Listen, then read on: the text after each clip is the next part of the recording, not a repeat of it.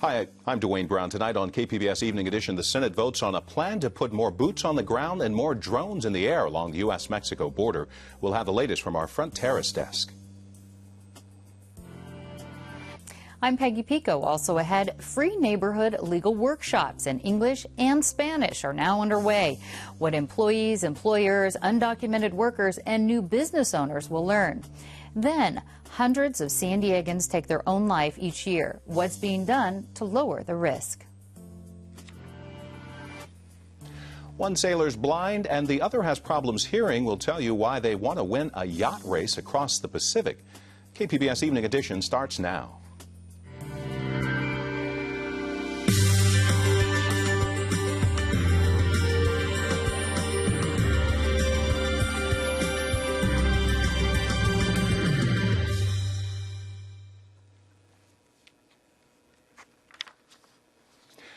Hello, good evening. Thanks for joining us. The comprehensive immigration reform bill cleared a big hurdle today in the Senate. It includes a plan to greatly increase security along the U.S.-Mexico border thanks to Republican support. Joe Replogo from our Front Terrace desk joins us to talk about it. Jill, first tell us how this amendment changes the original bill. Well, people are calling it the border surge. It would double the size of the current Border Patrol to nearly 40,000 agents. It would also require the Department of Homeland Security to build 700 miles of new fencing on the southwest border. That's double the amount prescribed in the original bill. And it also orders DHS to put in place specific technology in different sectors along the border. And this all has to happen before any currently unauthorized immigrant can apply for a green card. And what does it mean for our part of the border? Specifically for San Diego, between the ports of entry, and those are the official border crossings, the amendment calls for 3 surveillance towers, calls for 41 fixed camera systems with remote video surveillance, 14 mobile surveillance systems, and more than 300 ground sensors. And that's just between the ports of entry. And what's the next step for this bill in Congress? The Senate's expected to vote on the full bill either Thursday or Friday of this week, and then it moves over to the House where it faces significant opposition. So there's still plenty that could change about this bill, and House Speaker John Boehner has even threatened to not let the bill make it to a vote. And of course, we are following it all at frontterrace.org. Front Terrace reporter Joe Replogo.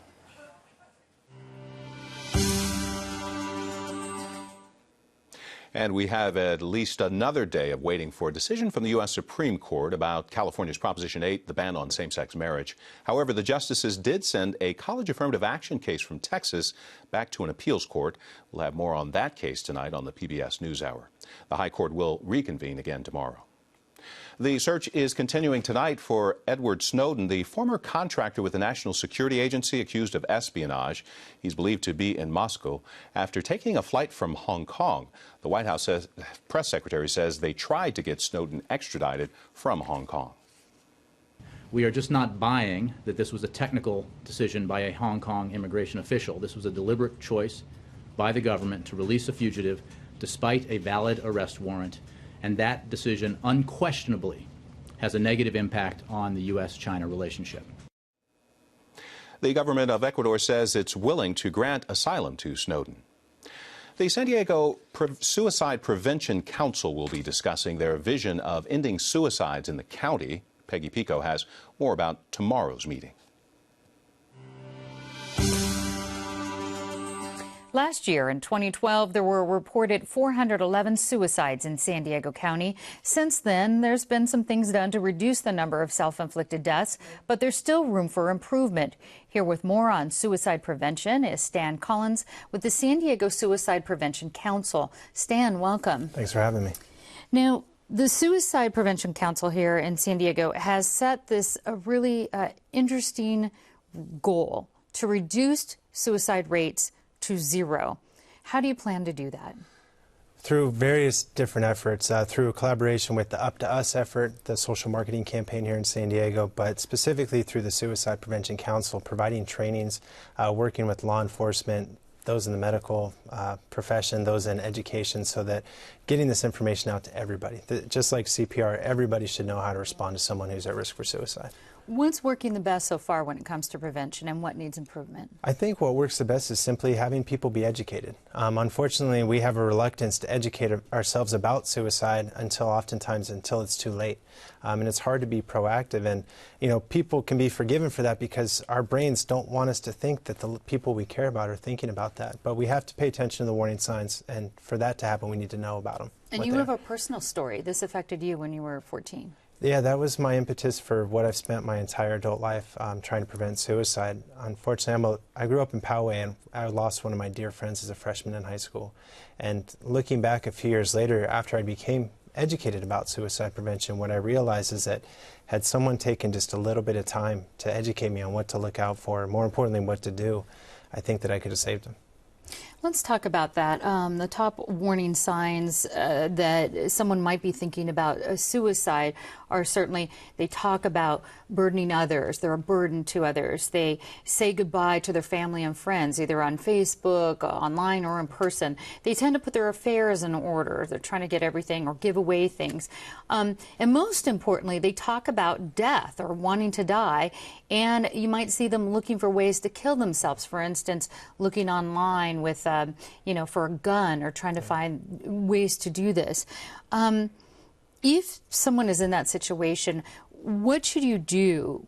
What should you say? What should you do if you find yourself coming up to somebody who's facing these? If you notice the warning signs, and even if it's not a warning sign that's specifically on the list, what I try to tell people truly is trust your instincts. If something doesn't feel right, it's probably not right.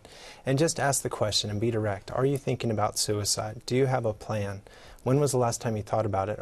Although they sound like very simple questions, the closer you are to someone are very difficult questions to ask. But you want to be direct. You don't want to beat around the bush with this. You want to find out what's going on so that we can address it. And by giving the word suicide, by putting it out there, you're letting the person know that you're willing to talk about it, you're comfortable, and that you're going to get them to the help that they need. And I think one question people will ask, well, if I bring it up, am I going to make them do it? Are they going to feel like it's okay to do it? Yeah, and unfortunately that's been a fear for a long time, that talking about suicide causes it to happen. But there's numerous research studies that show that talking about it actually reduces risk of ideation and suicide intent, but also that people are more likely to remember warning signs for suicide than they are for heart disease. And I think that's because it's more tangible, because we all seem to know someone. When you do address someone, ask them, are you thinking about committing suicide? You also have said listening is key, not necessarily bringing up cliches. Tell us about that. Well, a lot of times people are so worried about saying the wrong thing, they don't know what to say, so that they don't speak about it, or they revert back to what their parents told them when they got dumped for the first time, or when bad things happen to them. And usually we say cliches like time heals all wounds and there's plenty of fish in the sea. But what that does is it takes the legitimacy out of what that person is experiencing. And folks don't have to go this alone. There's a 24-hour access hotline people can call. Absolutely, yeah. It's very intimidating dealing with a mental health crisis yourself or with a family member. Anytime, 24 hours a day, you can call the San Diego County Access and Crisis Line. And it's not just for the person in crisis. If you're the caretaker and you're not sure what to do, what to say, where to, what type of resources this person needs, call them. They can walk you through the entire process. They're staffed by qualified therapists, and they're there to answer any questions you might have. All right, I want to let people know that number is on the screen, 888-724-7240. That's 888-724-7240, and there's more information on our website. Stan Collins, thanks very much. Thanks so much. New information tonight about the screening of groups applying for tax-exempt status. The new head of the Internal Revenue Service says it was broader, lasted longer than we'd heard before. Acting Commissioner Danny Werfel says he found wide-ranging and improper terms on lists used by screeners. The Associated Press obtained an internal document showing lists included terms like Tea Party, Israel, Progressive, and Occupy. Werfel did not say what terms were used, but says he hasn't found any evidence of intentional wrongdoing. Congressional investigators say Social Security judges are too lax in approving disability claims, and the agency isn't following up to make sure folks are still qualified to get benefits. Claims have increased by 25% over the past 6 years. Social Security says there's been a surge from baby boomers who aren't quite old enough for retirement. The agency says there is a backlog in reviews, and Congress hasn't approved the funding to clear it.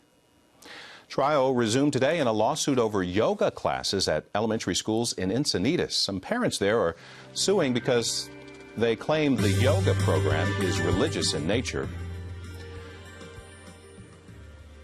The district says the religious aspects were stripped out. The trial actually started last month, but was delayed so both sides could call more witnesses. Closing arguments are expected tomorrow.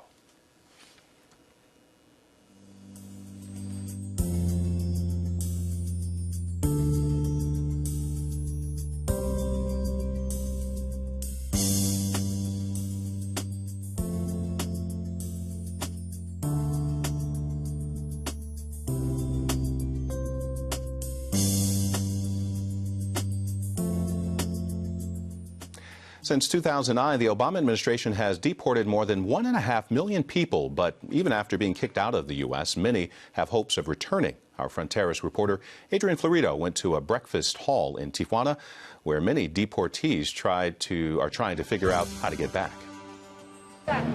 There are about a dozen deportee shelters in downtown Tijuana, and every morning they empty as people make their way on foot to a bright yellow building on the outskirts of downtown. It's the Padre Chava Breakfast Hall and Shelter. On this morning, there are so many people that the line snakes back and forth on both sides of the street. For many, this will be their only meal today. Many also wish it could be their last meal in this city. Sí me da miedo, pero por mi gente yo me voy a ir. Domingo Pomposo lived in San Diego for 16 years. He had 3 children, but 2 months ago he was deported to Tijuana after a DUI conviction. He says the prospect of crossing the border again is daunting, which is why he's waited 2 months. But he says he has to try for his children. If the lure of a job or reuniting with family is what draws many Mexicans to the U.S. in the first place, it's that same hope that keeps them in Tijuana even after they've been deported. Muchos, cuando llegan aquí a Tijuana, están en una realidad como de shock. Father Ernesto Hernandez Ruiz helps run this kitchen.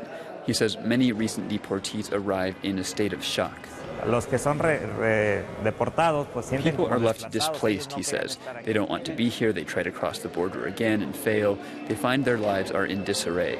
But the lure of the U.S. just over that fence can be stronger than ever because of a family or loose ends that many left behind. This breakfast hall is a sort of staging ground for many people's next steps. Isaias Garcia was first deported 5 years ago. He managed to get back into California then, but he says that because of that first deportation, immigration agents arrived at his Monterey home 6 weeks ago, arrested him, and sent him to Tijuana for a second time. My first thought was like, damn, I'm back again, you know? Garcia lived in the U.S. a total of 25 years. Now he, too, is at the breakfast hall, volunteering in exchange for a place to sleep. He has his mind set on one thing. Plan the next trip. Stay for a little while, I don't know, collect your thoughts, and then go back to the U.S. It's not that easy, of course. Many people who've tried crossing in recent years tell stories of kidnappings or extortion by men who pretend to be smugglers. But many try nonetheless. Yo por ir con mis hijos no me importa arriesgarme la vida. I'll risk my life to be with my kids, Pomposo says, but he hopes it won't come to that. Many deportees have been talking about a provision in the impending immigration reform bill that would let some deported people return to the U.S. legally if they have family there. Sí me interesa saber si se va a poder. He says if that's a possibility, he'll wait the bill out. But if the bill doesn't include that provision, he'll be trekking through the hills sooner rather than later. De verdad. Another deportee, Victor Manuel Beltran, won't be waiting around. He and a friend were recently deported after rolling through a stop sign in Los Angeles. When they arrived at this hall, they just wanted to return to their hometown. Every week, the hall gets government money to put a few deportees on a plane back home. The directors asked Beltran if he wanted to go. He said yes. And this morning, after helping to serve a few hundred plates of food, Beltran and his friend hop into an SUV bound for the airport.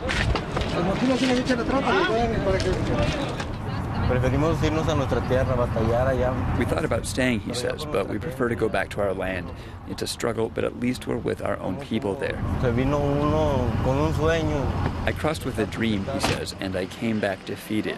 My family told me not to go, that those dreams only come true in movies. They were right, as always, he says. Beltran's parents don't even know he's been deported. He wants to surprise them, but he says he's afraid that when he shows up in his town, they'll say, "We told you." Adrian Florido, KPBS News. A series of free neighborhood legal workshops began tonight in San Diego. Peggy Pico explores some of the topics to be discussed in English and Spanish. Tonight's free workshop for business owners and employees is just about underway at the Jacobs Center for Neighborhood Innovation in San Diego's Diamond neighborhoods. The 6-week series is run by the Earl B. Gilliam Bar Association and San Diego's La Raza Lawyers Association. Here with the details are workshop leaders, attorney Marisela Amezola and attorney Omar Passons. Thank you both for being back. Happy to be here. Now, Omar, let's start with you. This program's been going on for about 25 years now. Who's it for, and what kind of legal issues in general do you talk about? Well, the target audience is really anyone who doesn't normally have access to legal services or the legal community, or quite frankly, people who just want an opportunity to learn a little bit more about the law. And so we focus on a breadth of things from employment law to landlord-tenant to how to start and run a small business and immigration law, things of that sort. And even car accidents, correct? Right. We had a 30-year attorney locally come out and do a great workshop on what to think about when you're in an accident and how to protect yourself in terms of your insurance. Well, tonight's discussion, employers and employees, specifically what's going to be addressed there? Well, I think the thing to remember is that this is an overview workshop to give people a general understanding of important legal points, but they'll be covering everything from the elements of the Fair Employment and Housing Act, which is one of the primary sources of both liabilities and responsibility for employers and employees, and then also things related to sexual harassment, discrimination in the workplace, and how to really know whether you're a business owner or an employee, what some of your rights and obligations are. And Marisela, these free workshops are now offered in English and Spanish. Tell us about when that's coming up. I think you're going to be doing about immigration and how that incorporates into this. Right. The immigration section is going to be on August 12th. And my understanding is that the organization just started doing the Spanish section last year, I believe, which is a great way to reach out to another group of population that is in desperate need of assistance. And so the one that I'm conducting will be in immigration law, August 12th. And again, it's a general overview of the immigration law that's out there right now. And what about how it intersects sort of with either employment law or the deferred action for childhood arrivals? Are all those things going to be covered? You know, my hope is I'm thinking of going this evening just to see what kind of questions the group is asking. But immigration law has a lot of intersects with various different areas of law. Employment law being one of them, especially with the whole DACA, the deferred action. And I think that some of the questions that are going to come out is for employers and even employees to see what happens now that I have a type of status in the United States. What can I do now? What kind of work can I do? And have employers to see what happens when I find out that my employee lied to me on an application before. So it's for all people in the employment sector. But let me ask you this. A lot of people think that, well, if they're working here illegally, if people are working here illegally, U.S. employment laws don't protect them. Tell us, do they? Of course they do. Any person that's in the United States, when a law is violated, it applies to everyone. The laws cannot be violated and cover some and not others.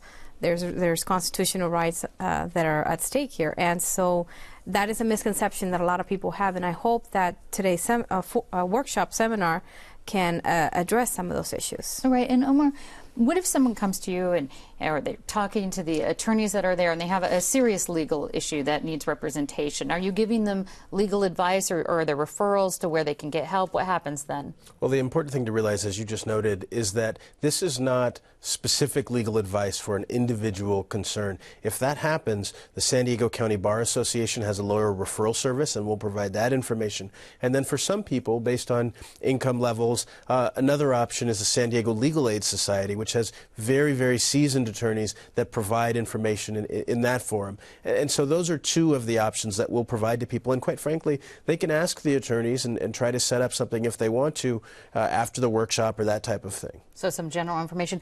What other topics are coming up? So we mentioned that we've got obviously the employment one that's happening. There's a landlord-tenant workshop that's geared towards both landlords and tenants, where you mentioned the immigration session that's coming up. And then on July 8th, actually, there there is a small business workshop that is specifically designed to help people who are either thinking about running a small business or have just started and just want some real good practical information. So a wide variety. I want to let folks know that there's links to this and more information about the upcoming legal workshops on our website, kpbs.org. Omar Passions and Marciela Amazola, thanks so much for talking with us. Thank you for having us. Thank you very much. June is graduation time for many high school seniors, but one group of San Diego students just celebrated a different kind of graduation. They were part of a new program called Juma that helps students from low-income families prepare for college. KPBS reporter Claire Trageser was at their recent graduation ceremony. If you've ever been to Qualcomm Stadium, you might have visited Cafe Juma for ice cream or coffee. But you may not have known the students working behind the counter are doing more than just counting change and running the espresso machine. They are part of a special program called Juma Adventures, which helps them become first-generation college students. Brittany Russell is the director of Juma's San Diego site. The goal is to really allow these young people to go to college and get that experience. And the great thing about Juma is that we're not with them until they graduate high school. We're with them until they graduate college. So the students in the graduation ceremony may be finishing high school, but they are not finished with Juma. Still, this was a time for celebration. The college-bound students gathered in a Qualcomm Stadium banquet room to eat barbecue and cake. At the ceremony, Juma student Hannah Medina won a $500 scholarship. She'll put it toward her tuition at San Diego State University. She'll start there this summer and hopes to become a social worker. Medina says she owes a lot to Juma. It's brought me from like a rough childhood to doing something greater and knowing that I always have someone I can turn to if I need anyone. To accept her award, Medina read a poem she'd written about Juma. She finished it by saying where she'd be without the program. I'd be lost at sea, awaiting to be rescued. A savior no longer needed. With Juma, I found my course. Claire Trageser, KPBS News. I'm Ray Suarez. On the next news hour, the wait for major rulings may be over as the Supreme Court announces new decisions. That's Monday on the PBS NewsHour. The Big Ten is coming back to the Holiday Bowl starting in 2014. The annual football game will still include a team from the Pac-10 conference. Leaders of the two conferences say the new 6-year deal will help mix it up a bit, avoiding repeat matchups and bringing different teams to the area. Wind, waves, and unpredictable weather make the ocean one of the roughest environments to traverse, but imagine sailing more than 2,200 miles across the Pacific with one blind sailor and the other hearing impaired. Two disabled veterans from San Diego are preparing for the Trans-Pacific Yacht Race from Los Angeles to Hawaii next month. Their 40-foot sailboat has been specially adapted for sailors with disabilities, from its stripped-down design and super light weight to its makeshift stove. A propane canister that's down at the bottom that heats it, but we'll be eating a lot of dehydrated foods. Navy veteran David Hopkins says their goal is to place first out of 60 sailboats and finish the race in about 12 days. Hopkins has a hearing disability and will be sailing with Army vet Urban Mayares, who's blind. It's quite a survival race. It's one of the top races in the world, the Trans-Pac race, which happens every other year from Los Angeles to Honolulu, and it's over 100 years old. Their goal is to raise awareness and money for Challenged America, a San Diego nonprofit program started by Mayares as a form of therapy for kids, adults, and veterans with disabilities. There's just something about being in the water that is very therapeutic. Mayares and Hopkins set sail from Los Angeles in 2 weeks in hopes of inspiring other people with disabilities to keep on living. Now, the last race 2 years ago took 13 days to complete with a crew of 6. This year, they hope to finish the race in a record 12 days with a crew of 2. We have a heat wave on the way here later this week. Coastal temperatures will start climbing back into the 70s, and for the inland valleys, 70s and 80s. Sunny in the mountains as well, with temperatures in the upper 80s later in the week, and very hot in the desert, up to 109 by Thursday. Recapping tonight's top stories, the Senate passed historic legislation to beef up security along the border with Mexico. It calls for $30 billion in new security measures. It's part of a package to give a chance at citizenship to millions who are living in the country illegally. A vote on the full package is expected later this week. The U.S. is trying to convince Russia to extradite a former government contractor wanted on espionage charges. Edward Snowden is believed to be in Moscow. The charges are in connection with his release of information about government surveillance programs. The government of Ecuador has said it's willing to give him asylum. New information tonight about the screening of groups applying for tax-exempt status. The new head of the Internal Revenue Service says it was broader and lasted longer than what they'd heard before. Acting Commissioner Danny Werfel says he found wide-ranging and improper terms. He's not saying what terms were used, but says he hasn't found any evidence of intentional wrongdoing. Well, you can find tonight's stories and download the KPBS app all on our website, kpbs.org/evening edition. Thanks for joining us. You have a great night.